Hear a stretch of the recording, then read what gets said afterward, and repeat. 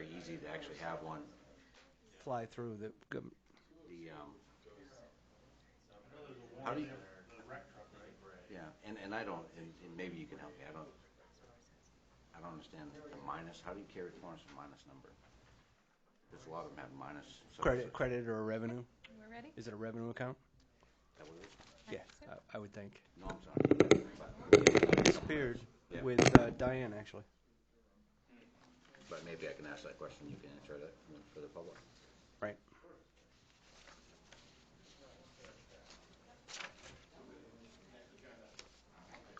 Thank you. It seems like Thank you. Here you are, the man of the hour. Don't tell anybody. All right. So let's bring to order this council meeting for July 16, 2019. Please join me for the pledge. Pledge allegiance to the flag of the United States of America and to the republic for which it stands, one nation, under God, indivisible, with liberty and justice for all. Oh, the mic sounds really hot.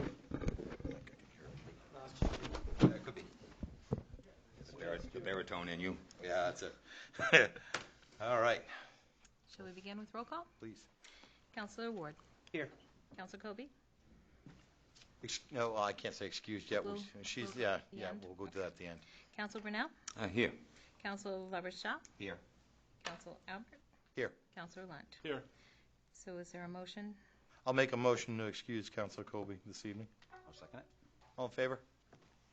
Order passed. 6-0. Thank you. Next 5-0, item. isn't it? Yep. 5-0. The numbers are getting lower.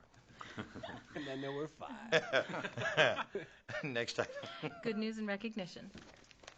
Who wants to start? Because I know we're all going to say something. All right, I'm leading. I just wanted to commend the rec department, specifically Mark and Julie, and all of their staff, the public works department, Randy and your crew, Chief Hagan, Chief Leclerc, and all the groups that I'm omitting right now. This year's festival wouldn't have been a success without each and every one of you. It really is awesome to see how well it came together. It ran so smoothly. Folks worked and partnered. You could just see it. It was great, seamless. And so I'm pretty darn proud to be from this community most days anyway. But this weekend it was definitely a Grinch type moment. My heart was swelling up 3 times its normal size. So great work, everybody.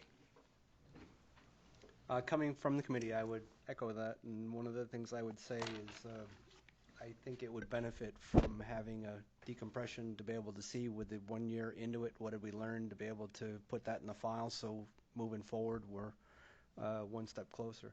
There were a few snafus, if anybody looking behind the scenes was aware of. I made Diane briefly aware of the one from the state, so she'll be looking into that tomorrow to find out if any of it was in the past, and if we have, why did we miss it this year? You know, police force, I think, was really busy early and trying to make everything safe, and they had to challenge sometimes in the morning early. But all in all, I think everybody, when you talk to people and they actually had a comment, it was positive. I mean, it was always about great and what they liked about it, and it's just nice to hear good things. So thank you, everybody. Anyone else? I think we're ready for the next item. Under the next item is public hearings, the Eastcraft itinerant vendor mass gathering permit for the Main Street block party. Okay. So, would you like to say a few words, Maggie? I'm going to open the public hearing. I'm opening the public hearing. Hi, my name is Maggie Oliver. I own Eastcraft in Lisbon Falls right on Main Street. We just celebrated our 5th year anniversary of being in Lisbon, and we were hoping to kind of do a Main Street block party birthday bash type thing. Our idea was to bring it down on a Saturday evening, close the street possibly from 4 to 9. That way it gives us some time for vendor setup. I've held some vendor events in the past that have been really successful, and I think we could get a lot of cool local artisans down on Main Street, kind of almost like a art walk type thing, and also have music outside as well. I asked Ross from Positive Change to kind of help us out with this event, and he seems like he's on board. I did go door to door to every single business on Main Street just to make them aware of what I wanted to do and what my ideas were. everyone was on board. There didn't seem to be any concerns, and I told them that, I'm trying to do this event for like a fun, positive thing to benefit all of us. I don't want to step on anyone's toes or anything like that. And everyone was appreciative that it came down, but they didn't have any sort of qualms with it as far as I could tell. So basically, I am here to get your thoughts or concerns or questions or anything. I kind of did make a little tentative schedule of events. If the street closed down at 4, from 4 to 5 we would have the vendors and band set up possibly, and then from 5 to 8 have the vendors open, and then 6 to 8 do music outside. There was some talk with the restaurants of possibly doing a beer garden. However, I don't think either of them are interested in serving alcohol outside. If they were to do that, that would kind of be on them to get the licenses or whatever that they needed. I think as far as I know right now, neither of the restaurants are going to do a beer garden. They're possibly going to look into roping off the outside doors and see if they can serve alcohol inside and have people bring it on their property still if it's roped off with tables, kind of like outdoor seating. So it's not kind of set in stone yet. I haven't booked any vendors, booked any band, because of course I wanted to come here first and make sure it was all good. I know that there was a date kind of set for August 17th. However, I was thinking that if, I got approved, and it would be a little bit too close of a time crunch to find all the vendors, because I want to be selective. I don't want to just, say anyone and everyone, come on down. Like, I want it to be like stuff that people want to see on Main Street. All businesses on Main Street are welcome to participate, and a lot of them seemed like they were interested in participating. And even the ones that weren't interested in having something going on outside, they were on board with the idea that this would be a fun event for the street. Great. So, okay, great. So it's great to hear that that you want to do this, and I should also say congratulations. 5 years in business is nothing to shake a stick at. And you were one of the first, I think, to kind of throw your hat back in the ring on that downtown area. So greatly appreciated. That being said, I'm glad to hear that you're looking out a little bit, because I think the August crunch might have been a little bit more of a made it tough. Yeah. And I like the idea too of if you place it inside in that fall time frame, it might be a little bit more standalone event. Therefore, you can get a little bit more, charge out of it, and it'll be a nice segue depending on where you put it to lead into another fall event that we have as well. So either way, but I think from what I can see there, that might be something we would have concern about the time frame. But it sounds to me like you're willing to flex on that. So yeah, the date that I kind of tentatively picked was October 5th, which kind of I just tried to stay clear of the Harvest Festival date. I didn't want to conflict with that in any way, but I'm super flexible on the date. It doesn't have to be that day. I think a Saturday evening would work great. However, I'm open to a Friday too, depending on what other businesses think. The businesses downtown seem to think that the Saturday night was a good idea. A lot of them are closed at that time anyway, as to not interfere with their business at all, because a lot of them are open Saturday during the day. Yeah. But at night they're closed, so they kind of seem to think that that was a good time. But I'm flexible on the dates, for sure. Okay. If you want, maybe we can see if any other public, then we can have more discussion during the. Yeah, I agree. Anyone else want to speak on this public hearing? Thank you, Maggie. Good evening, Ross Cunningham with Positive Change Lisbon. We sort of just got involved with Maggie over the last couple of days, talking about helping her pull this off. We do a lot of events, a lot of figures in this kind of stuff. So we offered to step in and help her do this. We may actually vote as a board in August to become a co-partner on this event. In which case we could use our mass gathering permit, but she's already applied, so that's really water to the bridge. But we'll talk about that at our meeting in August. We really want to see this succeed. We love the October time frame. Last year we had a homecoming concert on homecoming weekend, and this may actually marry up with homecoming weekend. We haven't heard that from the school yet, but if it does, it'd be a great opportunity again to bring some vitality downtown and do that kind of thing. So we're just here to say that we're fully in support of this and want to help her out everything we can. Any questions? No, thank you. Thanks for throwing the organization's weight behind this too, Ross. So I guess if we close it, we can start discussing. We'll discuss it right now. Anybody else? Anyone else have anything that they want to say? Hello, so my name is Ashley Dupuy.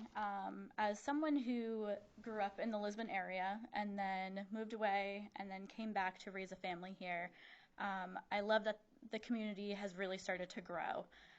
especially the Main Street area. So in Main Street, she was one of the first places to open, and then once people saw how successful she was, other places came and decided, you know what, this is going to be a great place to get in, and if we get in now, you know, we have the opportunity to really build.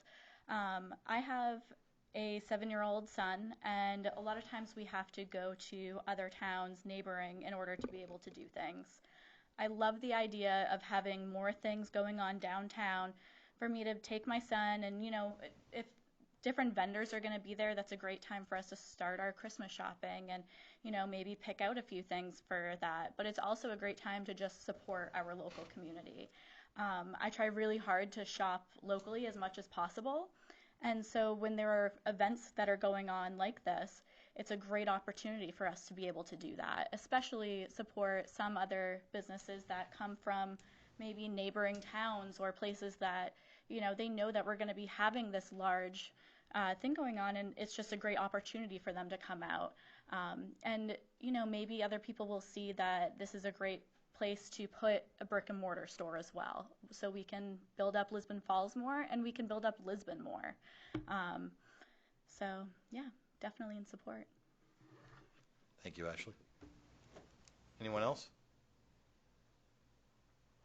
Okay. We're going in discussion, and we're Yeah, going let's in. go on to discussion before we close it. That way, if something You comes want up. to move there's on to something else. the later on to part of it, or you just want to have a discussion? Let's with have some them? discussion. I mean, I think that's fine. I think it's I'm being not removed from the consent agenda for the date that was actually set, but Yeah. basically the consideration will be coming back for something in the August and September timeframe to be able to support the idea, is what I'm hearing. Yeah, that's exactly what I'm hearing too, and so that's why I want to make sure we're all kind of in that same vein and nobody has any objections to that time frame either. Yeah. So, I think the time frame is convenient for key things. It's in the fall, it's outside of the Harvest Fest, it's outside of Very Merry Main Street and those kinds of things. It's not as dark at that September timeframe as you can have for some of the other logistics. The question I would have would be to maybe Chief or Randy, is there anything in this for mass gathering? I equate this more to looking at like the Very Merry Main Street. Anything for closing that either of you could see that should be included in this just for discussion so we can help her succeed? Good evening, Mark Hagan, Chief of Police. No, from a law enforcement perspective or public safety, we're not concerned about this at all. You know, we'll probably have to have an officer or two down there, depending on how big it is, especially if any of the vendors do want to have outdoor beer tents or whatever. But other than that, we don't have any concerns with moving the dates, and we're all good for it. About same question to you, Randy. Just coming off from PW, what are we missing that isn't from the logistics that you did behind the scenes? Randy Sear, Public Works Director. I don't see any problem with that. I mean, compared to what we went through for Moxie Day, it's going to be a walk in the park, so to speak. So I see no issues as far as road closures or anything, or putting the barricades out in the pickup. Okay. That's no issues. Okay. You know, and it's probably a fair comparison that it's closer to the Very Merry Main Street versus something full-blown with the entire festival with all the road closures and everything you were dealing with. Yeah, we're only dealing with maybe 4 streets or so, depending For 5 on how far hours. up they want to go. If they're stopping at Union, it's no big deal. it's exactly what I was going to ask. The question I was going to ask. Is it going to be Union? Is it going to go past Maurice Bono and Rogers Insurance? Just Union. Perfect. Mr. Chairman, Thank you. And Randy, if you could just for a minute, one of the things on the application was the idea of possible power, you know, the power source that we put out for Moxie, I would say. Randy, is that able to, what's available and what is actually the process that we would have to go through to do it as far as for power? Well, depending on where they want power, like we can usually get them off the light poles. Duncan would probably have to wire them up. We take the back plate off, and then we shut the photocell, or just tape off the photocell so the light will stay on, which gives us power. Same thing we did out front of Bono's for the ATM machine, and we basically put outlet in the bottom, and that's doable. But I don't know what size power they're going to need either. Yeah, I mean, were you, Maggie, was it the power of more for the band, or? Power was more for the band, not for the vendors. Not for the vendors. The vendors don't need power, just the band.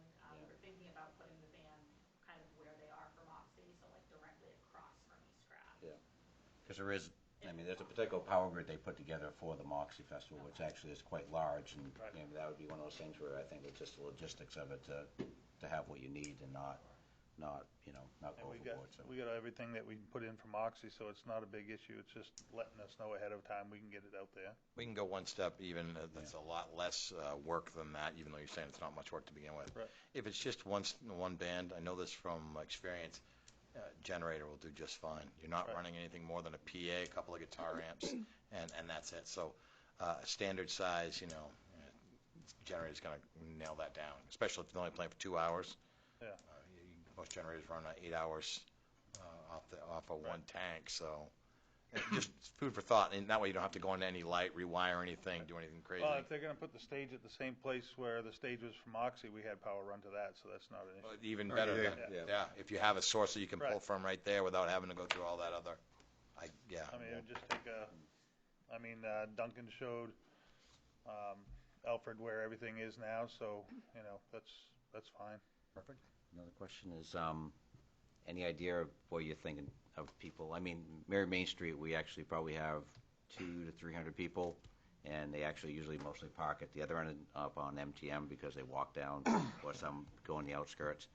What are you thinking? I mean, you must have an idea in the back of your head what you're thinking you'd like to have. I'm not super sure of the number of people. We do have quite a broad audience on Facebook. We have almost 6,000 Facebook you just followers. answered my question there. Yeah.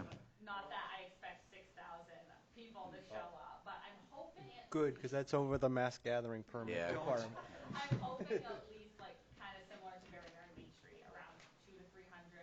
The back parking lots will be open. We're not asking for the municipal parking lots to be Yeah. closed at all. We're not going to use that for vendors. We'd like that for parking. So parking on the outskirts, hopefully. I don't think there's going to be like that many people there where it's going to become an issue. Don't sell yourself short. I've seen your ability to market on social media, and you do a hell of a job. There So will be anywhere from 200 to 6,000 people. There you go. I'm thinking just knowing off of basic stuff from a band's perspective and doing events, if you use if you blast out to all 6,000 people and you get 10% of the response, 600, and you might see maybe 20% of that number show up. So that's still a pretty hefty chunk. So you're in that 200. You're going to be closing on that 200 range. I think that you'll have a lot more success because you'll have more time to push it. So, yeah. I think that's probably part of the logistics. I think going out a little bit farther would do, because I mean, on a typical Friday, Saturday night, that rear parking lot gets pretty full of, 50 cars. Sometimes it fills it up. But, Just the 2 restaurants. yeah, Right. yeah. Bring in quite a One of my primary concerns when I saw this originally was the fact that in the application associated with the beer garden, the fact is 2 years ago we actually had this idea from the PCL, and I don't want that negative stigma associated with something coming in at the 11th hour Right. when we have the chance to be able to vet it properly. Now, if they choose not to actually come forward, that's easy enough and better controlled. Either way, they want to play it, giving the opportunity to make it happen rather than just telling no, because it was a lot the first year we got cooks on board to be able to do it, and they succeeded, so don't want to set somebody up for failure. Yeah, so I mean, think that on that point, if either one of the local businesses choose not to want to take that on, and it's still something that wants to happen, whether it's cooks or whether it's something else, they have time to talk that through versus, like Right. you said, shotgun in onto this August date and be up against it, kind of come off Well, it's halfway. quite literally, the next time we meet is 4 days before the event. There's no Yeah. time to even promote it. You're not even going to consider it, so it was already DOA, so the date pushed back gives you a lot more opportunity.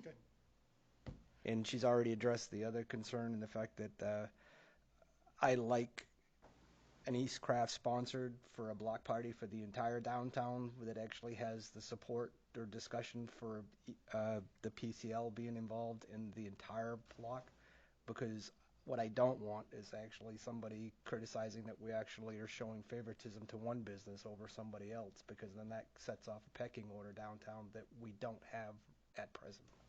Everybody's got a great vibe, and I want to see that continue. Yeah, I want everyone. And I know you do. I know you do, because that's been your philosophy from day one. So I like the effort that you've already gone the door to door to be able to see what people have to say, because it would just take the one naysayer saying, I can't, or I don't want, and then you got a whole different vibe that you'd be dealing with for your party. Would you, Chairman, would you be planning a rain date also, or is this going to be a? Yeah, I think we would need a rain date for it, or just. It's not a bad thing. It's just the Yeah. logistics of it, just making sure that's Right, you know, logistics that have it. it wouldn't really be able to happen if it rained. I mean, we could still set up vendors, but in my experience, if you have vendor events, people do not come. That time of year too, it could be a cold rain, so yeah. Yeah. Yeah, understandable. Well, you got time to work out those details. That's the beauty of it. What is the limit on the mass gathering permit? Just wondering.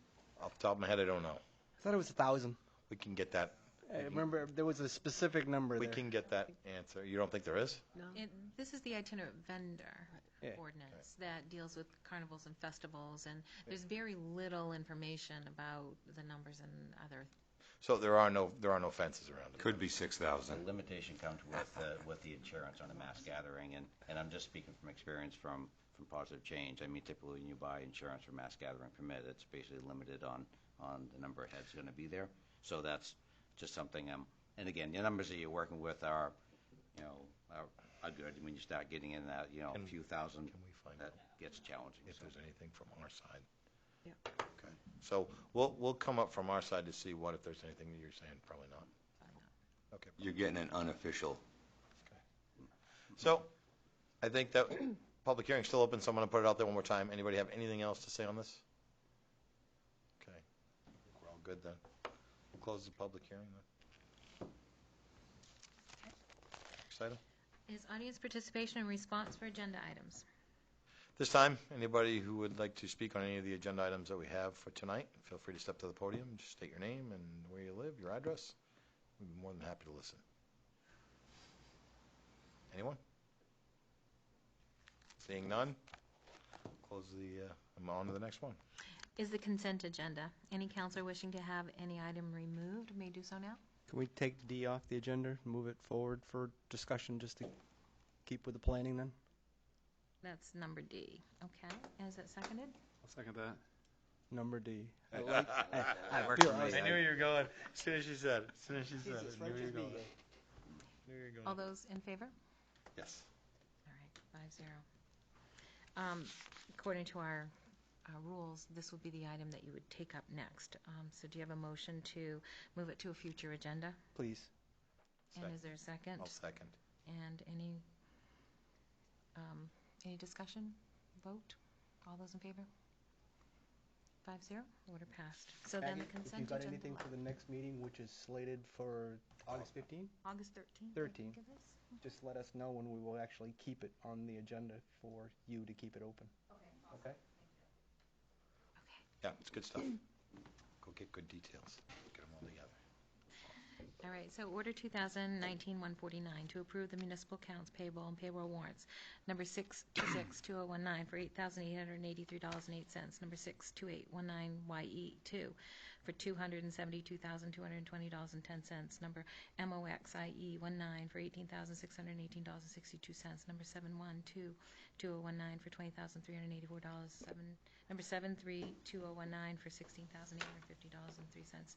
Number 711-2019 for $18,285.38. Number 716-190YE for $32,400.98. Number 716-2019 for $618,339.37. Number 190718 for $215,433.07. Number 1907W2 for $19,516.04. Number 190703 for $198,371.92. Number 1907W1 for $20,162.89. Number 1907ER for $784.84. And the accounts payable, school, payable, payroll warrants, number 1 for $2,482.14, number 1000 for $274,429.22, number 1001 for $12,386.48, number 1002 for $18,791.96, number 1071 for $325,601.09, number 1922 for $19,411.92, number 2000 for $332,179.08, along with the minutes of June 25th, 2019. Is there a motion? I'll make that motion. I'm winded listening to you on that one. I'll second. Oh, And Alan, okay, and all those in favor? Absolutely. 5-0. Order passed. I was letting her pause to get air. right. Next item is the Council Orders, Resolutions, and Ordinances. Order 2019-150, the authorization to solicit bids for a skid steer with bucket attachment. Hello again, Randy Sear, Public Works Director. I'd like to ask permission to get bids on new skid steer, something that we can each year buy different attachments for to benefit different departments. One of them being sewer department. Steve has already showed interest in possibly getting like the cutter for the catch basins. Lewison's got them. That's a real nice tool. With that, the specs on the machine have to be at least a 90 horse machine, and the pump rating to be over like 23 gallons per minute or something like that. I've asked, I believe it's Paul down there in Lewiston. Paul? Yeah. He's one of the users, yeah. Yeah, and he was pretty much telling me what the specs are for that machine. So getting the specs sent out and trying to get bids back, we have allotted, spent, under 50,000, which I think is doable with municipal breaks, that you're able to get one for that under that price. Chair, may I? I've got two here, so yeah, go ahead. Go for it. I was going to make a motion for discussion anyway. Yeah. Okay. I'll second it. All right, so we're ready for discussion. The, again, only thinking out loud here, so the old sidewalk plow, Yep. we basically use this for sweeping now.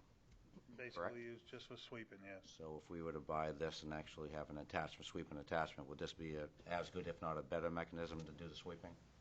It's a better mechanism. So possibly we could actually even sell this other unit to get one less thing we don't have to service, That's correct. and then we could probably take some of that money and put it towards implements, Absolutely, right? yes. All right. Is that kind of the We thought, or? We just put a bunch of money into that, Yeah. Sweep. trackless though. Yeah. Just to get it so it could sweep sidewalks. Yeah. So yeah, I mean, there's It's a high maintenance piece of equipment. very high maintenance, yeah. And like I said, as the years go, I mean, we can buy an implement, per year or whatever. I mean, there's grater blades you can put on it. There's a whole host of things, so you don't have to rent from any towns or anything. We can get pretty much have all our own stuff. So with that being said, I mean, it's a versatile tool for the rec department, our department, sewer department. So we could sell the trackless. I'm just wondering what the purpose would be to keeping it if this other tool, because, I mean, let's face it, you have a conditioned cab on a skid steer, no one really wants to get out, Pretty much. And the other thing, if it rains, it's raining inside because it's old. Yeah, so if we could find a market to get rid of it, then probably the person that does the sidewalks now would probably buy it. Yeah, well, just in the Just for past, it's spare. always been kind of a policy for the town to try to, when they get a new piece of equipment, replace something that's there so we don't have to maintain two, so. Absolutely. I mean, if you can actually, and it must have some value, I would assume, because they find absolutely. them everywhere around the corner. So Yep. that was my only thought, reading through the specs. I know skid steer can do everything that could, if not more, so. I mean, if you advertise it come fall, I'm sure one of the smaller towns would pick up something used that's decent, guys, because like I said, we just put a bunch of money into it. Yeah, and the only reason I was asking is because I didn't know if there was other uses for it besides the idea of just sweeping. And No, not unless you want to get into blowing your own sidewalks, and that's not. And you could actually get an attachment for, if we were using this for downtown doing cleanup, we could use a skid steer as well. Well, the big thing is to get the loader off the sidewalks, and which has been causing damage. That skid steer will get all the stuff off the sidewalks and get it into the road for the loader, because you can put a blade on it, which Lewiston does. Once they pull the material off the sidewalks, just back blading, and they switch the implement and they just go down the road and plow it all off the sidewalks. It's a lot easier, and it's, I hate to say it, but the loader's big, and if it slides, it doesn't take much for it to hit a pole and it's down. You have ice during the winter? Ice during the winter, go figure. Yeah, it's hard to believe. No, that was my only question, just the idea of, if we could actually maybe, get rid of one piece. Oh, absolutely. I'm totally for that. I don't think we'll have any problem finding a dance partner, because I know when we were talking about replacing that one, the cost was just so out of control. Somebody will jump at a used one. Oh, absolutely. Especially if we can point to some maintenance records. That's something you probably, we could ask Viking or HP Fairfield, what a good used unit it would go for. Right. Probably get a number on it. I bet if we did it, advertise it before the fall, it would be gone. Yeah, it may be able to offset some of the Where do we, costs on this. Mr. Chair, sorry. Oh, not to be sorry. Where do we stand on sweeping? Are we done for the season? Oh, no. We were down for a little while because we had ordered some parts that were the wrong ones. Same company we order from all the time. There were the pieces on the side. We had some in stock, went to put them on, they were the wrong ones. So it was their shipping department that got it wrong, so we got a new set. So now that Moxie Festival's done, we're going to be back out there. We're trying to get most of the patching done on Pinewood Road. It's been an issue, and everywhere else in town. But yeah, we're going to be back on it. The reason I asked was the fact that if its only primary function was sweeping and we were done, then the time frame didn't have to wait till fall. That's the only reason I was asking. I don't think we're sweeping with that, though. We're not sweeping with the trackless, right? No, you can with the skid steer, the trackless is only for the sidewalk, just to push it into the road. Yeah. And skid steer would be the same thing. It either has two different types of sweepers, one with no shroud and just. So this thing's sitting idle right now, is what you're telling me, anyways. Oh yeah, that thing's sitting idle. The better avenue to be able to pursue with that would be go right to Dave Cazolt from Auctions International. What I would do is solicit both Fairfield and Viking Civs to see what they'd give you for an idea, and then run it across Dave Cazolt there, because his buying power is, Viking's going to give you a polite number to be able to get the business. The fact that Cazolt's actually going to truly give you a number of what the market's got to actually bear for it. And what I would say is anybody like the Four Seasons or anybody locally, you just send them in that direction, and rather than just every time we try sealed bids, it's crap. We get 4 bids and we low undersell something that's been sitting for too long. Right. Yeah. Sorry, I cut somebody off. I know I did. No, you were good. No, I was I saying. had an opinion, you shared it with us. Good job, Alan. Anybody else feel the same way? Basically, you got a piece of equipment that's sitting around. Let's shop it. That's what I heard, Randy. What'd you hear? That's exactly it. That's it. Easy As long- enough. Let's get back to the fact For the listening public, he already hit my number. The fact is, we allocated this at the budget. I would very much move forward to be able to allow him to buy the groceries that we allowed him to do with the budget season. And if this piece of equipment that firm brought up actually can go at the same time, that's a win-win, because his crew isn't having to maintain both. Anyone else? All in favor? 5-0, order passed. Thank you very much. That includes the trade, right? That was a friendly amendment. wanted You that saw what I as- did there, right? Yeah. Yes. Okay. Everybody's in agreement with that? Yes, next item, please. Thank you. We got 2 yays. Thank you. Next item? Yes, please. Order 2019-151, the authorization to solicit bids for the police cruisers. Good evening, Mark Hagan, Chief of Police. So we are requesting permission to go forward with the bids for 2 new Ford Interceptor SUVs that have already been approved in the budget. Our plan right now is to send bid requests to Casco Bay Ford in Yarmouth, Rowe Ford in Auburn, Quirk Ford in Augusta. To be honest, we've had other businesses on the list for the first 2 years that I've been here. They Don't bid. never reply. They so don't bid. I'm just trying to save some time with that. But we can add them if anybody has any heartburn about it. In addition, we would like to reach out to the Plymouth County Commissioners Cooperative in Plymouth, Mass. Councilor Ward had mentioned that a few months ago in an email. And so I reached out and spoke to their representative. And basically, what it means to the town is for a fee of $200, the whole town can bid on equipment that they purchase en masse, basically. So what they stated was there could be possibly a savings of anywhere from $700 to $2,000, depending on what we're bidding on, to be honest with you. So if we pay the $200, any agency in the town of Lisbon can then bid. It's $200 on a calendar year. So at this point, it would just get us until January, in which case we'd have to put another $200 in. But with that being said, again, the whole town can have access, and there's potential to get vehicles earlier and at a cheaper cost. So seems like a minimal fee for the opportunity. Speaking to that, because I found out on that Do the we first wanna- time do we- the first time they actually charged me in Lewiston from the Plymouth County was this year.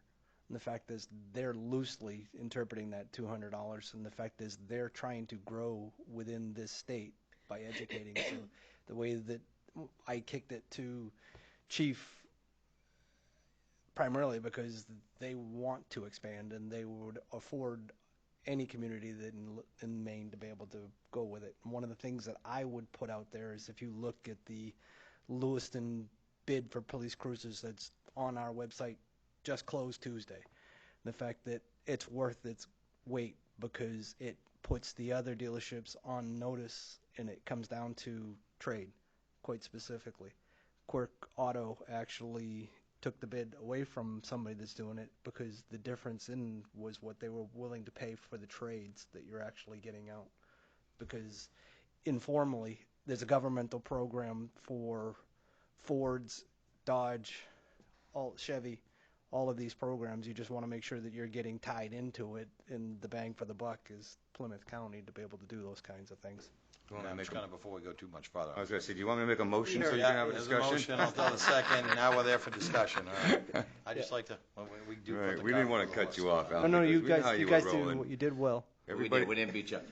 everybody's in favor. Alan, I guess the question is the, I mean, we actually have 3-4 dealerships. I think you actually mentioned 3 that you still send the bids to. I mean, I'm just curious if the 200 is well served, if those 3 are actually bidding on each other. I prefer to actually get a car out of Maine. Yeah. Just because Me too. we got to have a service to Maine. I mean, the idea of, and actually, I see the Toyota was on the list of, you could pick out which ones that you preferred, Right. but I don't think you want to be driving Camrys today. I'd but, rather not. You know, that, I but, think the officers would appreciate No. it. but Well, one of the things I would say on that too is the fact that we bought ours out of Central 3 out of the last 5 bids, and they're being serviced locally. So it's not tied.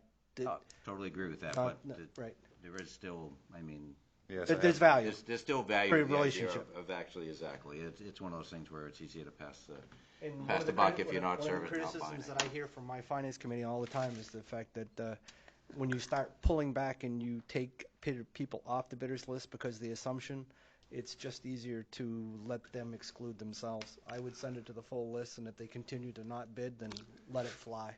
I guess there's 2 questions here, I think, it's, to me, is one is the idea of giving them authorization to go out, which is obvious. Yes. Is there other values besides the police department that would use these? I mean, use the service? I mean, that's the bigger question. Because if it's just for the police, I'd say save the $200 and just see what we can do. They have the ability. They can do trucks and that type of stuff too. So I mean, the wreck vehicle for the wreck truck associated with that. I don't know if it's a new or a used that we were looking at for the 20 grand. I'm assuming it's a used, but there are other applications for it. It's just tying it together to make sure that that dealership gets solicited and they know that you're a member, so you're getting the governmental pricing. Devil's advocate here, though, I want to ask this question. Sure, $200 isn't a lot to get in on a co-op, but if it's a range of $700 to $2,000, is there a delivery fee for getting that vehicle up here, or do we have to send people down to pick it up? How does that work? FOB, wherever you determine. Okay, FOB. Alan's got it covered. good. That's what I wanted to ask that question. Nope, you won't lose your shirt that way because that's clearly stated in the bid specs. Is you're guaranteeing that they're paying the destination fee to you. You know, I would be dropped off a local dealership, most likely. I mean, especially just an online type ordering process. But I don't know, Chief, what's your feelings? I mean, you actually have to deal with these local vendors. I mean, do you actually feel there's a benefit to just keeping it local? I mean, I do, like you, I like going local, but for the town, on the town's behalf, if we could save that much, and you know, I don't really understand if we will or not, but if we could save the It's a community $200 what if. So, I mean, I guess I'd put it, if we are not obligated to the idea of actually going through this process, so if we get a separate bid that's lower on the side, we're not obligated to go through No, this, it's not no. by any means. We specifically, Soliciting a bid. Lewison's just Not went through it. accepting, soliciting. For Dodge, it's Central out of Massachusetts. Court got the bid. Right. I would say if, just to put this to rest, why don't we actually try it this year, and then if it either, it actually produces or doesn't, if it doesn't, then we just don't worry about it ever again, right? Or, Anything, Mark? you know. Yeah, no, I think for $200, it's worth giving it a Where are you give it a getting the shot, $200? See how it comes out. Same account. Charge it out of the allocation that he's already had for the vehicle there. Charge it right to the same account. It's a purchase cost for just like setup on the vehicle. As far as Anything else? Anyone else? All in favor? Which one we're doing? Or Bid that's pass? actually Bid, the on. bid. Bid and the actual bid go- yeah, do it all, the bid and the going Also- out for the. Want to make a, Recommendation. correct. You're going to authorize the chief to solicit bids and join the Plymouth County Commissioner. Correct. And we're selling how many as well? A trade? 2. What I would even go one step further, if you want to go the full friendly amendment, see what we get for values on trades, and you can consider actually going through the Auctions International and liquidating them on your own. Point that I make is that somewhere's between 35 and 4,500 minimum is what you should get on a car that doesn't have the level of beating that some of them get in Lewiston, and we were getting in excess of 5,000, so we took the trade. If you leave it open-ended on your bid specs that you don't have to let the trades go with it, it gives you better opportunity to be able to consider. Everybody got that? That'd be just the way you actually write the bid, basically. Yeah. I am making an authorization for award that does not have to include So- the trade. And I'll go with the amended. Let's just make a new motion that it doesn't include There you go, Twyla, a straighten trade. us out. So the motion is then to authorize chief to solicit requests for the 2 new Ford Interceptors and also to join the Plymouth County Commissioners Municipal Bid Cooperative and understand that the trades are not bound to the actual bid Right. itself, so that we could sell them standalone if we decide and not Right. have to trade them. I'll There, second that. there it is. All in favor? That's a lot. 5-0. Thank you. Moving on. Thank you, Chief. Thank you. Thank you, Chief. Next item. Order 2019-152, the Graziano Park Excavation Bid Award.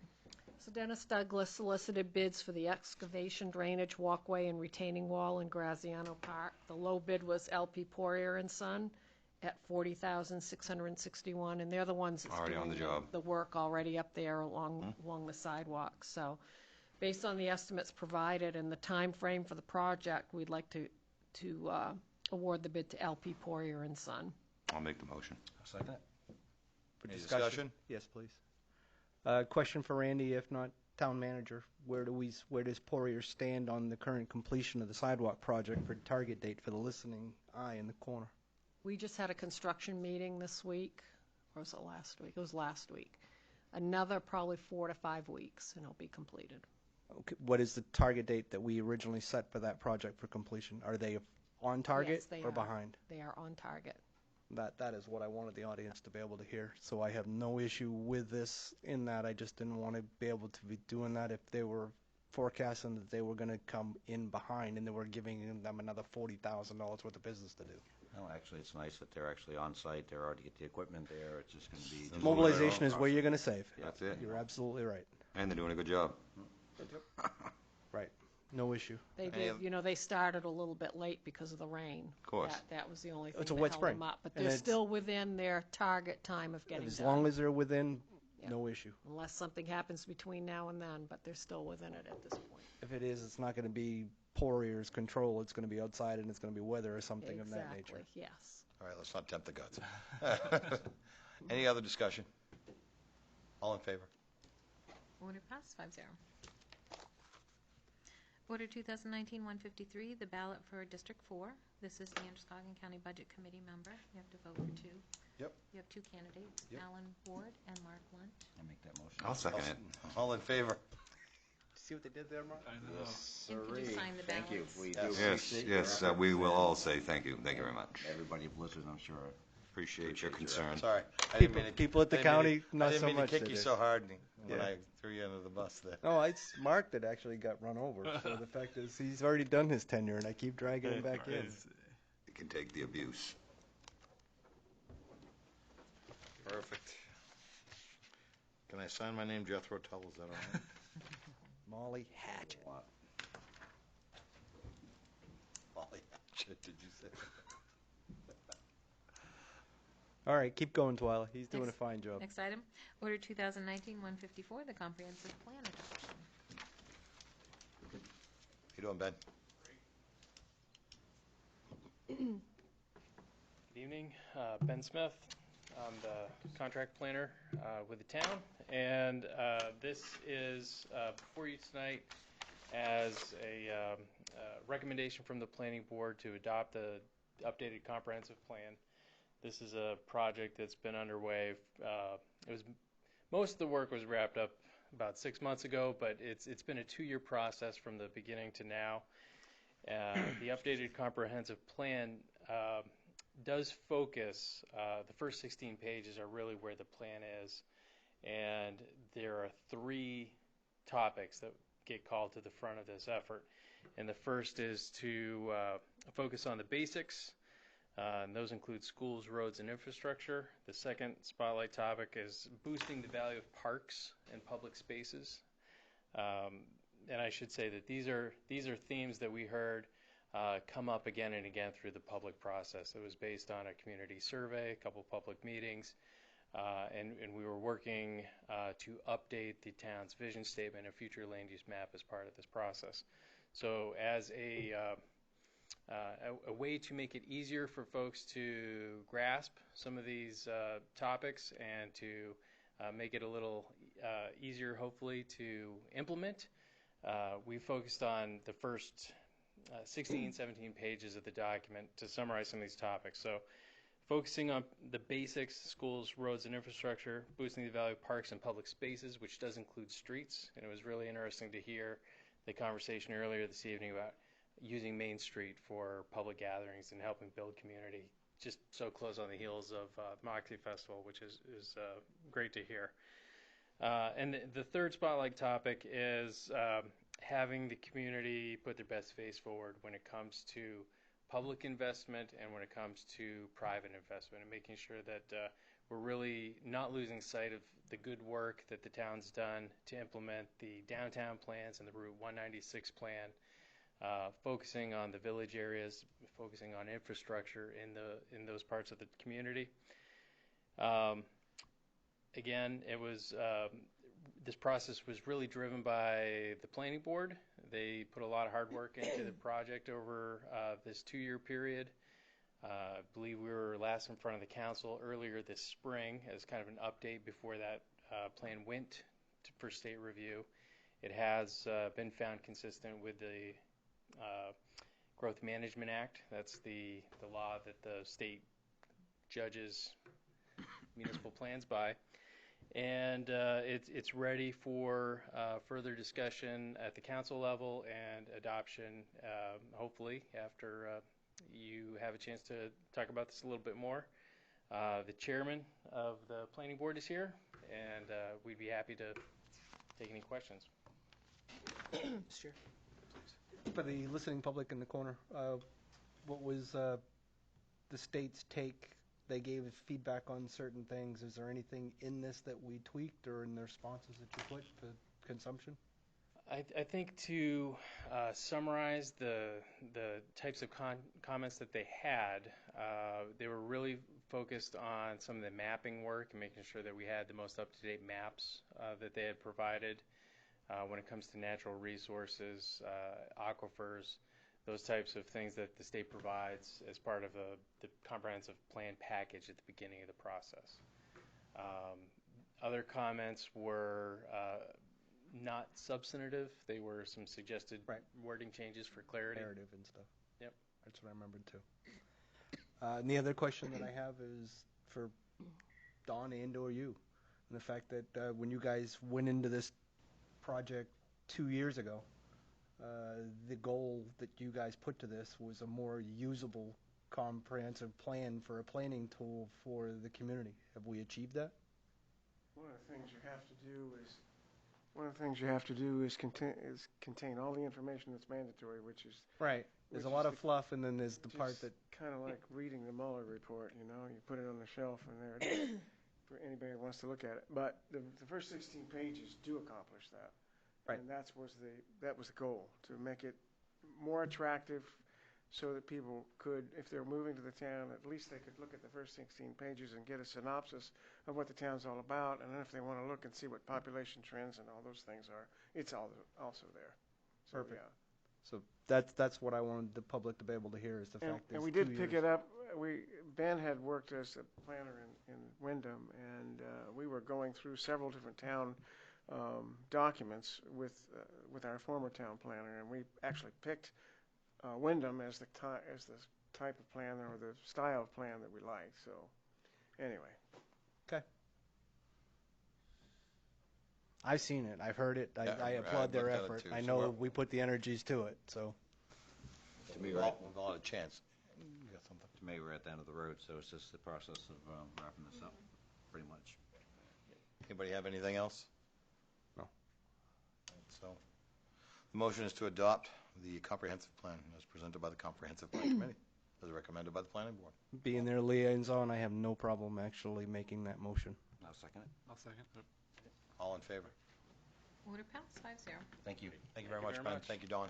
Thank you, guys. Thanks Thank to, the rest Hey, of the thanks to committee the- as well, please. Yeah, thanks to the committee for all their hard work. Much appreciated. I know it was a long road, and we know you guys put in a lot of long hours, so it's greatly appreciated. and I think it's also worth thanking the folks who did take the time to fill out the surveys and come to meetings and take the time to meet with the committee, either at planning board meetings or The kind interviews. of going to them as well. So it was, I think it was a good process, and hopefully the result's something you'll be able to use for several years. Excellent. Thank you. Next item. Order 2019-155, the use of unassigned fund balance. So at your last meeting on June 25th, you had authorized the unassigned fund balance expenses to be designated for certain items. Since we've closed the year end, we do have some unexpended balances in some of the departments. So my request right now is to take what we were going to designate from unassigned fund balance for the town clerk records restoration, police department cruiser reserve, public works wheeler, dump truck body, and snow attachments, the 10,000 extra, and the recreation department truck for 20,000, which the total of all four of those together come to 62,000. Redesignate that back into unassigned fund balance to be used later if needed. And I'm going to take those amounts out of the expense accounts. The clerk professional services will take 10,000 from that to go towards the clerk records restoration. The police health, 22,000. Public works department head plow truck, 5,000. Solid waste trash removal plow truck, 5,000, and the recreation temp seasonal wages of 20,000. And that will cover those designations that you approved earlier. I'll make the motion. I'll second it. Discussion? Where does that leave us with the percentage again for the listening public? Where, I know we have the policy of somewhere between 10 and 12. What's the percentage? Oh, 8 and we're 10. still going to, I don't know. Be slightly higher now with... It will be. I think we had 13% we had left. This just makes it more favorable. So it'll at this be point, even, so. it'll be more. And it's way too early to talk anything associated with the coming year, which will close the Right. fund balance and Right. that type of stuff anyway. Exactly, yep. Nope. All good things. My concern is the buildings are going to eventually need some care, and if it comes into that, then we've got 60 You've grand got more available to be able to exactly. cover those kinds of things. Yep. Got it. Any others? Any other questions or concerns? Make a motion to authorize city town manager to redesignate $62,000 back to the unassigned fund balance. All in favor? I think we're already there. Let's do it. 5-0. Order passed. There's already a motion in a second, correct? I thought Next so. item. Order 2019. He's making sure we're all paying attention. Carry forwards. So the first group are the GL carry forwards. They are from prior carry forwards, or they're just balance sheet accounts. They either have debit or credit balances.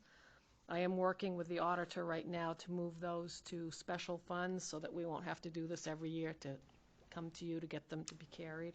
They'll come out of the general fund and they'll go into a special revenue fund. The second group is the expenses to be carried forward. We have the elected officials' professional development of $684. I want to carry that forward into the new year. Clerk professional services, that's that $10,000 I mentioned up earlier in the previous article. And that will go towards the clerk's restoration of books. The HRA, I mentioned that during the budget process, that whatever we had left over in the HRA account, I wanted to start a reserve so that future budgets, I might not have to raise the whole 100%. And we had approximately $7,000 left in that. The police health account, I want to carry $37,000. 22 of that will go towards the new cruiser, and the other 15 I want to go towards the PD server and get that project taken care of. Fire department wages, I wanted to carry $2,000. We had an unexpected expense that we haven't expended it yet, but we have to replace a light bar, and that's going to be approximately $2,000. The public works infrastructure, that's the remaining balance of the 2019 paving program that we haven't expended yet. We're going to finish that up this summer. That's $194,000. The department head under, I think that is, same account, same department, public works, take $5,000, and that'll go towards half of that additional $10,000 we had to get for the wheeler. Public Works wages, $32,000. That will be a portion of the salt shed roof. Public Works health, $50,000. We'll take that and put it towards the culverts on Andrea Street and Bartholomew. The trash removal, that's $5,000. That's the other half of the $10,000 for the Public Works truck. The hauling, $2,100, that will go towards a salt shed and roof, so that the two together will cover that that bid that we awarded at the last meeting. Can I ask a question right there? Yep. That's a positive amount. Does that mean that one's overexpended, or is that a typo in the? That's a typo. Thank you. That's a typo. Fern had the question earlier, so I just wanted to highlight that. Sorry. Thank you. And the non-supervisory in the transfer station solid waste budget.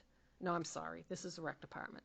The non-supervisory of $13,000, and then $7,000 from the temporary. That will cover the cost of the new pickup, the new used pickup for the rec department. And then under wastewater treatment plant improvements, we did not spend that $190,000, and we want to carry that forward into the improvements reserve. And the plan is to purchase a generator for the wastewater treatment plant. We do not have one now, and a generator is going to be very expensive. And if there's any money left over after that, we want to see about the pumping stations and upgrading generators for those. So that's what those expenses are to be carried forward. And then the last group is to lapse into undesignated fund balance, and that's the tax lien cost. The small balance is left on 4 legal accounts, and the rec van purchase, and the allowance for uncollectible. Can I ask about the rec van purchase? That isn't related to the money that we came from the Sunshine Hill gang last year. That should probably stay separate, is it? This is a debit balance. So that is an expenditure? Yeah. Oh, so I'm not sure we're what closing it, happened. which would reduce fund balance, is what you... That's right. Then we're good. Yep. I reversed what I would tend to say. And quite honestly, we had the money to pay for it, but I'm not sure why that has a debit balance, so I'm Something just going to... got misapplied. Somewhere's in rec, and it's on the other side, and it's going to close the fund balance. It's easier to just lapse it than to waste the time looking for it. Right. So same thing on the The allowance for uncollections? Yes, that's a debit balance, so that's the. We did have 20, how much do we accrue compared to what we actually have over? So that part of that is the, any of the write-offs that we did? Is that the total amount of the write-off, or the amount, how much do we budget versus that number, I guess, is the question? The abatements, you mean, we budgeted 10,000 for abatements, So but we also had supplementals that offset some of that. But part of this is the, like the Union Street. Yeah. That was thinking around 12,000, so we had to write that off when we acquired, acquired it, so that's why that's so high. It's some of those. Okay. I'm just trying to get a measure for, I know what we do with the abatement stuff, and are we above or below, and Yeah. I'm getting my answer. But this is more write-offs, this really isn't No, I got the you. I got you. abatements, because we budget 10,000 for abatements. And we've overexpended that, but we have supplementals to offset that as well. So these are really all the write-offs that we've done throughout the year. And the biggest portion of that is that Union Street property. Now, I let you go all the way down through, and the fact that question was asked while we were getting ready for the meeting on the generator pad, the 7,700 in the first grouping, we overexpent that item, is what you're telling me. Because that's not a negative amount as well. No, it's not. It's because we haven't gotten the grant funds in yet.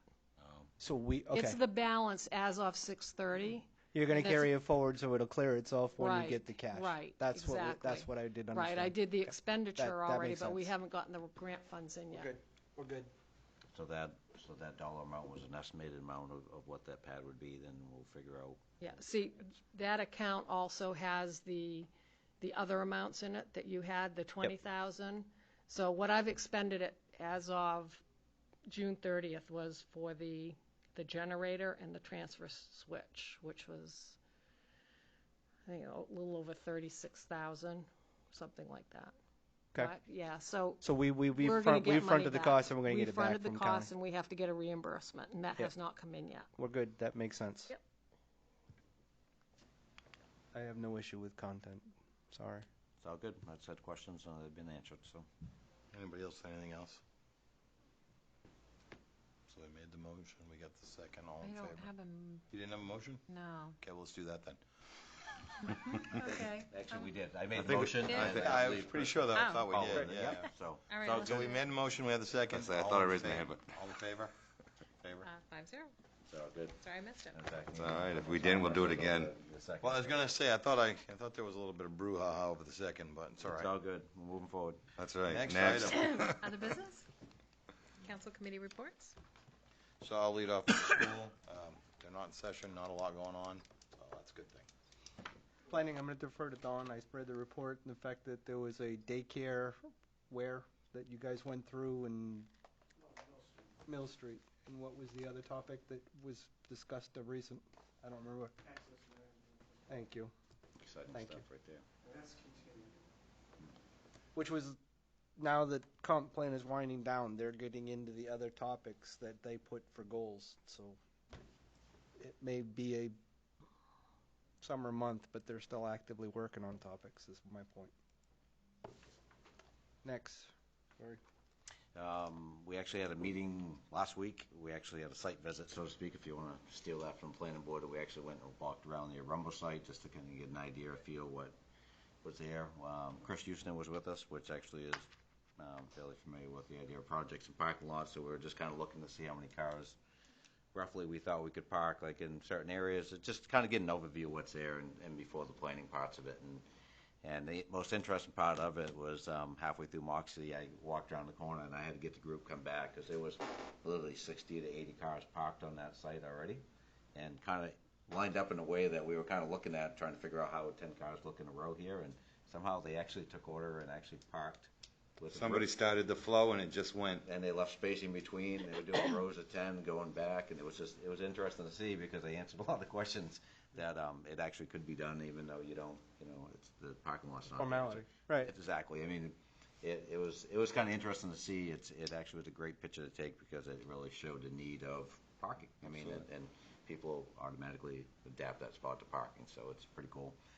We'll have another meeting coming up, but I mean, that's kind of been the discussion of the last meeting, was the idea of just the rumble site. And one of the things that happened downtown on Moxie, you always have a kind of interesting flow of people coming through, and the town actually had a booth with the planning board, and they actually had the question up there, what would you like to see at the rumble site, which was really kind of interesting. It was, I don't know, Don, maybe you could actually share some of it, but it was everything from dog parks to parking lots to green space to, there were some really interesting things. But if you just want to overview that really quick, Don, I mean, I know I want to spend a lot of time on it, but I just want to show that the group is kind of outreaching, just trying to get some great ideas from the community to make sure they buy in on it. That's all.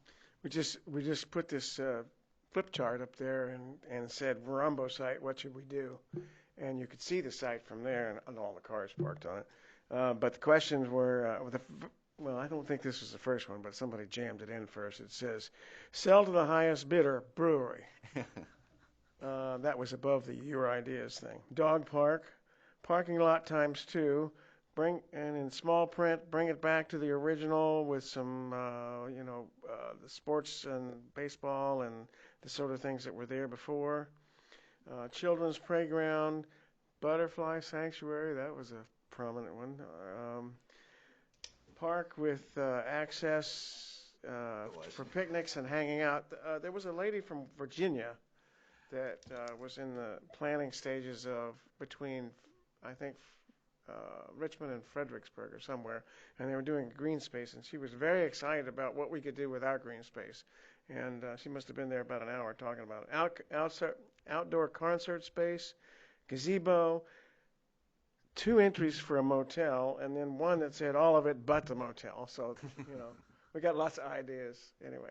And more so, just a lot of people talking about it, and then actually people sharing the idea of what could be there. And so again, anytime you have interest, I mean, it kind of goes back to Ben's point earlier. You got to try to get the community involved and try to get them engaged. And testing about it, and even with that group walking around, it's just the opportunity the town actually has now, because it's actually a town property versus the idea of what we always assumed that we wish it could do. Is now really it's up to us as a community to move it forward. Which, a year or 2 ago, it was basically, well, we wish we had that spot. So. If you look at the comprehensive plan, or you look at any of the studies we've done in the past, you can go back 20 years plus, Don, maybe, am I saying now? And every one of those studies, actually, the rumble site comes up as a primary source of goodness for the community, as far as for using it for the river access and green space. And so, if anything else, hopefully we're not all those things that we put for studies and put them on the shelf. Hopefully we can try to knock off some of the wants and needs. So again, it just. So for the LDC, it's a lot of stuff going on, and if you have any interest, please contact me or Diane or anybody else to make sure you can get in touch for the next meeting. That's it. 4, Conservation Committee. Conservation Committee authorized town manager to move forward with a grant for composting. So that was taken care of last week, or the week before, if I remember. I think it was the week before the 4th.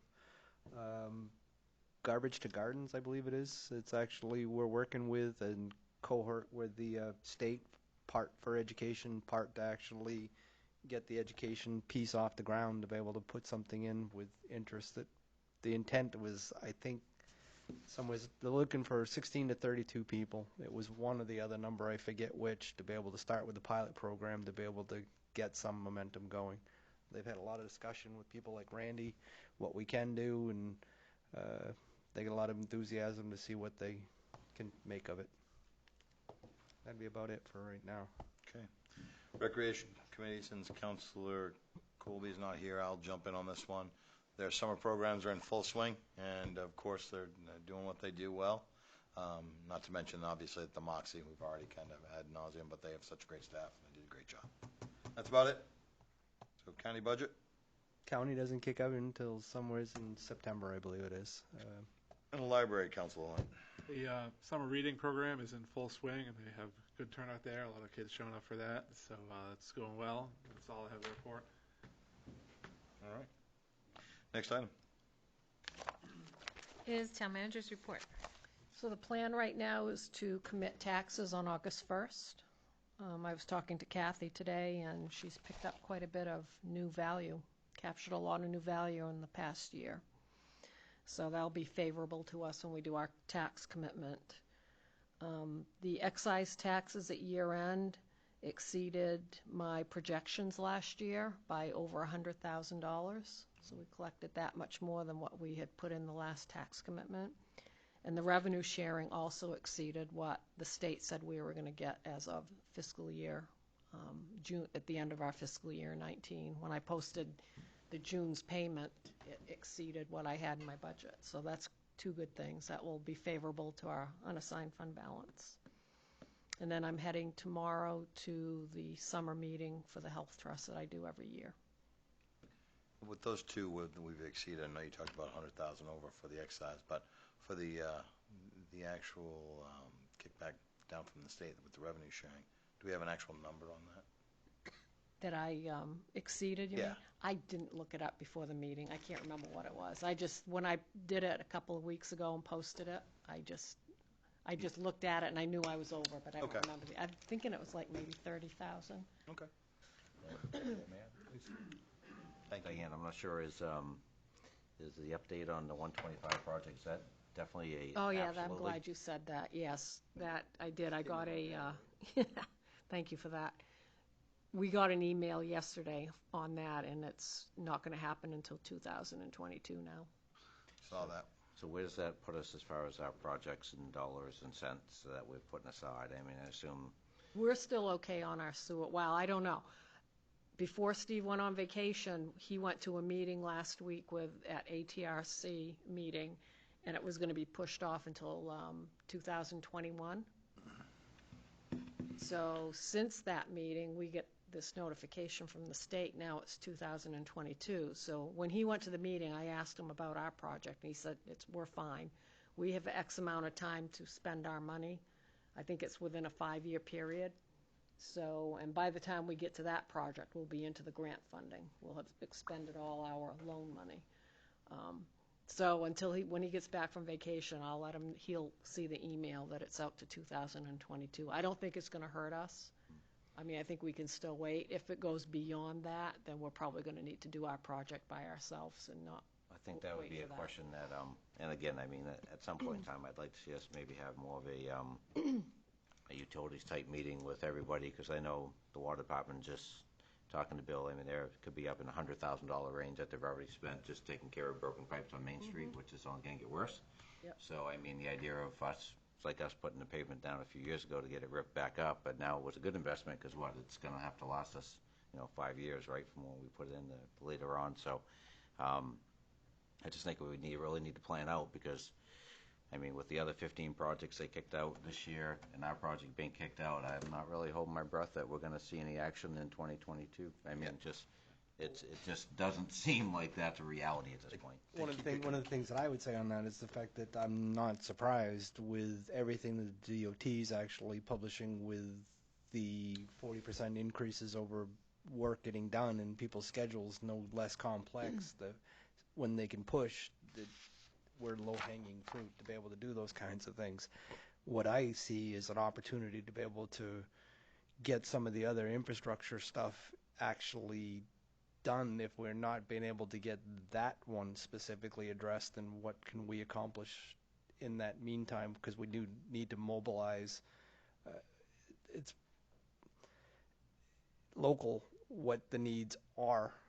On top of that, I mean, Randy's driving me down from the high school, and we're having a conversation about everything that he's been able to accomplish with the roads and seeing the positives, but frankly, some of the people that in the community are still not seeing that benefit. So having that discussion with what we can do, because even at the level that we're contributing, we're still only able to hit so much, and there may end up being another Borough, Summer Street, and Bodenham Road that we need to actually consider for a referendum to be able to invest in our infrastructure.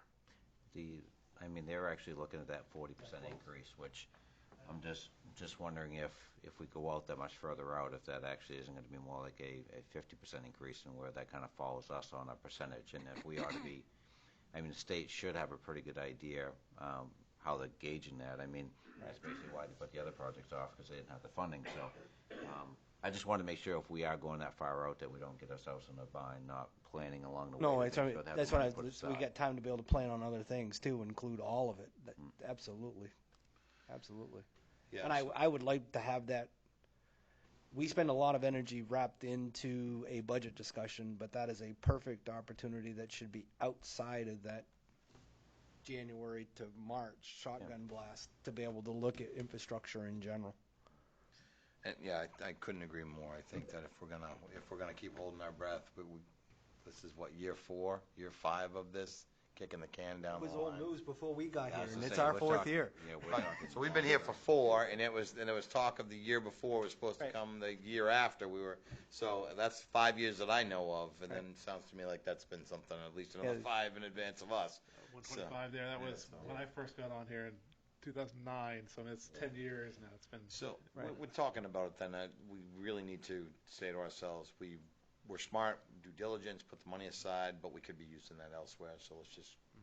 May I, Chair? Yeah. One of the things that you're seeing, Randy, and everybody else in town is seeing that they had actually brought up at that public hearing that they had was the idea of they call it the gravestone cements up on Main Street. We're leaning against people's lawn. A lot of those starting to fall over. I mean, is there anything there that needs to be addressed in the next 2 years so we don't have a public safety concern? I mean, some of those do tend to stand up straight sometimes. I don't know, maybe we just need to look at that, because that was brought up as a concern from the people that day at that hearing, you know.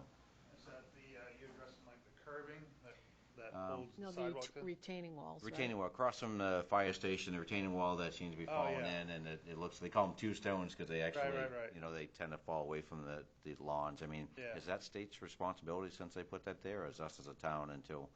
I'm not really sure who maintains that. I'm not really sure. That was one of the things that the landowners in that area had a concern about, that they couldn't be fixed soon enough in some areas. Some areas it's not a problem, but I know during the winter sometimes us just going through there with the sidewalk Yeah. machine and stuff actually gets pretty rough. But it may not be anything to worry about, but if we keep kicking this down further and further, I mean, if it's as a community, we may have to address it maybe at some Because point. I went to that meeting with Steve, and they seemed pretty confident that they were going to end up doing this project, because that was one of the topics that we talked about. But they did say it was getting kicked out one more year. I mean, I didn't know it was being kicked out, 8 or 9 years ago. It's You been know well what I mean? over 10 years that we've been talking about that project. Been quite a ways, but that's the first I heard that it's been kicked out that long. So pretty ridiculous. I was pretty hopeful. I was pretty happy with what they said, but now I'm not so sure. Yeah. We just, we have an area up by Kitty Corner now that actually is, the whole patching we've done has actually kind of gone away, and, I know the water department is responsible for fixing some of the stuff, which they will do, but it's just. I think Bill's already contracted that out now that they've fixed that shut off, so. Yeah. I guess that whole intersection is supposed to get paved, so. But, I mean, I don't know the answer to, where we're gonna find the money to do it. If they back out totally 100%, that's a big hunk of change to. I don't think they ever say they'll back out. I think what they'll just keep doing is putting it off until the point where we just make it dirt. I was surprised in that email that they said the second half would start in the fall. In the fall. November, yeah. Because that hasn't even, we don't even have the money for that yet. I mean, not us, but the state. That hasn't even been allocated. Yeah. There's a shortfall on that Right. project. So I was really shocked to see that in the email. Well, I think that tells you how serious they are about it right there from reading it, because there's no way they're going to start that in the fall. No, and that's the last project you want to start in November is the idea of ditching and redoing all the drainage out there. It wouldn't make any sense. I mean, No. Yeah, how'd that work? Not very well. So I think it tells us how serious they've taken that particular piece of that project. So That's all I have. thank you. we continue, right? Well, at least we know we can look at some things differently going into this year. Next item. Department head written reports. Anybody have any questions about anything that they saw in the written reports? If we're moving forward, yeah. Okay, next item. Next item is the nomination papers for the November 2019 annual municipal election. Just want the council to know that the following individual terms for school, council, and water positions will expire this November. Town Councilor at Large, 3-year term for Chris Bennell. The Town Councilor District 1, Mark Lunt, and Town Councilor District 2, currently vacant. These have been all changed now to at large, and they'll all be 3-year terms. The school committee member, Tracy Austin and Paula Jeffries, terms are up, and the water commission member, James Lemieux. These papers for nominations will be available on July 28th at 8:30 a.m. and need to be returned to the town clerk for filing on or before September 6th at 4:30. Hopefully we have all kinds of people, right? Excited about doing it, and Well, members of the council that want to. I'm going to make a plea right now. We have open position, so certainly please, if anybody has ever decided that, I don't want to watch on the TV anymore, I want to come down and actually do it, we'd love to see you. Put in some papers. Not restricted anymore, as long as you live within Hey, Lisbon. at large, you're in Lisbon. At large, yeah. Right. Anything else? Next item. There are no appointments. It will be councilor communications. If Alan brought up a good point earlier, and I'm not sure, Diane, where we are at with the this year Moxie was handled differently, and I would assume that probably we would have as part of that. What is Force the issue, make an update. well, make an update, but I guess what is that's a that? good point. Is that part of the what's ever written down as far as part of the job description to actually do a follow up with council or anything as far as for the wind up of the committee? I like that idea. So I mean, it's just one of those. Let's make a request to the rec department to That actually give us an update. I can't even begin to imagine that they wouldn't have a cradle to grave sort of wrap up, but I think that's just a great request to say, hey, when you do that, go ahead. I was talking to Mark yesterday, and he said that once the dust settles down, we're all going to get together because a lot of us, it's our first years doing this. Yep. And see where we can develop on what areas were good, what areas were bad. We had a couple, traffic issues and road closure issues. But other than that, we want to get together as department heads. Collective and just group. kind of put our thoughts together while it's still fresh in our heads, jot them down, and then bring it to next year, to the planning of the Moxie Day for next year. Can we make Planning, that, can we make that more official and actually have Diane give it to a date? So, to- we can ask the get that town done. manager to instruct the rec department. We only Director. meet once in August. That sounds like a wonderful date. Yep. Yep. Because I think it's really up to the council to really have to make the They can decision do it in whether the or not form of a they do the same thing next departmental year. report, as far as I But can, really- as long as it gets done. I guess the key thing that I know I'm looking for, and I won't speak for all of you, is exactly what Randy just alluded to, which is obviously you did some things really well, and there's some areas that were sort of some opportunity. And then from there, if you're thinking about looking at some other things, that because you got these things on lock and they went well, these other areas that you're going to address, but you see some opportunities for some other things as well. Nothing wrong with that. You're starting the planning basically at this meeting. So you're planning for 2020, I should say. So that's what I guess I'd want to see. Just kind of, I want them to celebrate their wins. Talk about the areas where they're going to put some more focus to make it run a little bit smoother, and then maybe even some things that came out of this that generated new ideas. I think they did a lot of great things. I think it's important to really shine a light on that. And by that August meeting, they should have a fairly reasonable estimate on their financial report. I know you gave us a key soundbite associated with that with the fireworks discussion when we were sitting here tonight, but all of that part is how did we fare, because I know it was a year one to be able to look at it a different way. I want to know how the approach came out. I think it'd be important too for the council to see the recommendations and actually figure out if the idea of us hiring a person to actually manage the show actually worked out real well, and if that's a recommendation to move forward, what the process will be, because we can't assume that the same person will do it again, and when does that process start? And so I think those are important. I mean, it's money to be spent if it needs to be done. So. Yep. Okay. Sure, we're not saying that's something that I've already thought about, but yeah, at least we'll make it more official. I can't imagine. Everything I know about Julie and should be on board with that too. And I know he's been driving that because he's been temperature taken through the entire process. I'm sure we'll see something soon. Good. Yeah, no doubt. Okay. Anybody got anything else? Council communications? Anyone? No? Okay. Next item. Audience participation and response for new items. I think we have something. We have a taker. I didn't want you to go without anybody. Don Fellows from Fairview Drive. I just wanted to add on some more ad nauseum about Moxie, but in running that little booth that we had out in front of Frank's the other day, Dennis is a major pusher on that particular thing and does a lot of the groundwork for it.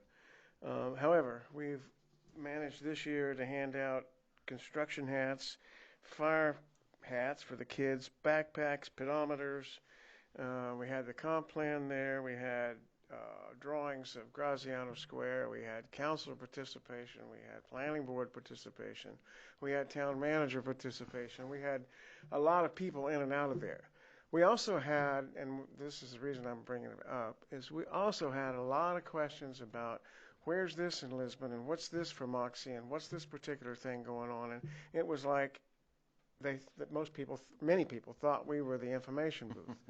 So I'm suggesting that next year we become more of an information booth and that at least we get more of a briefing on what's what from somebody, and because we can look pretty stupid out there sometimes. So even though we did have a folded up copy of the events, we were able to tell people most of that sort of thing. It was a good time, and most everybody stayed all day long. So anyway, that's my 2 cents. I actually want to address that real quick because the day after the event, I was in Frank's picking up some music gear that I had in the stage there, and I had pulled down the event, the fold-out from the newspaper there. Mm-hmm. Tracy had taped it up to the side of the window so people could use that as a guide. And when I took it down, we were talking about it, and I was like, what would be great here? And she said, what would be great is like having televisions. We use their venue because they have it, but we could have TVs with a thumb drive loaded in there, so smart TV basically has that same piece on there. Then it could be flashing different events as they come along with time frames. And then go one step further, we have this fantastic website. I'm sure it wouldn't be very hard to find our current IT partner and talk to them about how difficult would it be to put an app together that has that same blast that we put in a thumb drive. These aren't big asks, and they're very low-hanging fruit, to steal your line there. So I think that could be one way that we could really engage folks of all different technological. We've been doing this about 5 or 6 years, and Mark has come down there in the past and been down there most of the day, and so I think we can add to information to people that are coming to visit one way or another. So perfect. Thank you, Don. Mm-hmm. Anybody else? Just to add, it was interesting. I just hung out in the booth for a while, and I'd say a large percentage of the people that actually showed at the booth and asked the questions were people from out of town. I mean, they were actually people from, other communities coming in and just asking questions, what's happening in town, which is cool because they're asking questions because they see what's happening, they like it, So there was people from, all over the United States actually stopping in, all over Maine, and they were just basically saying, so what's happening in Lisbon? It looks great. What are you doing? How you making this work? So it's interesting to see people that really have no interest in I shouldn't say not have an interest, but don't actually pay taxes in the town, concerned about what's happening. How's that? Yeah, it's always nice when people from outside of the town are engaged and starting to ask questions, because that could lead to something, so that's good. Awesome. Anything else? Next item. There is no executive session. It would be in order 2019 for 157 to adjourn. Make the motion. Second. Mark. Passed 5-0. Thank you. Thank you all.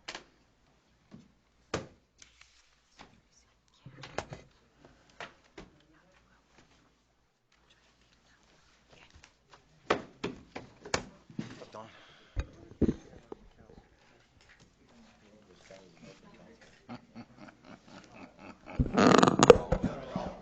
I'll tell you a story about that guy one day.